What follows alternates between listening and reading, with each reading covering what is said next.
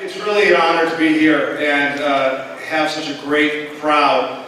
We launched the California Concussion Coalition today because we know that we can do a better job providing services to our athletes out there who are at risk for concussion. Playing great sports with coaches who care about it a lot, but have never been trained on what to know. And so the idea of the coalition is that there's a lot of great programs out here in California. We want to bring them together and work in partnership to make sure that we're giving these kids the best chance they have to succeed on the field and not have their careers shortened by concussions or have some things happen in the long term, which are unfortunately pretty destructive if we don't take care of this issue. How does a rock star get involved in concussion issues?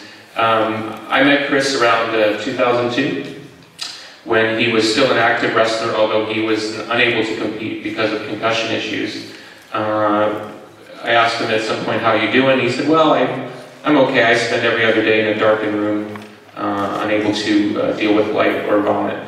I'll vomit if I see any light. I have headaches 2 out of every 3 days. His career, his promising WWE wrestling career, was cut short.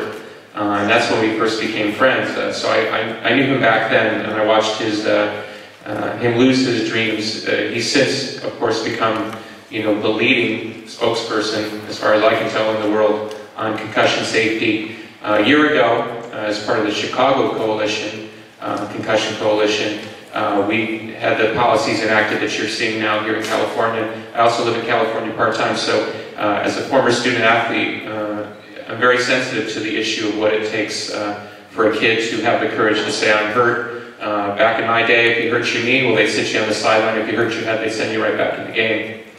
And if you didn't want to go back in, of course, they told you you weren't tough. So these are all issues. We're seeing a cultural change. Obviously, the lawsuits pending against the NFL, that's just the beginning.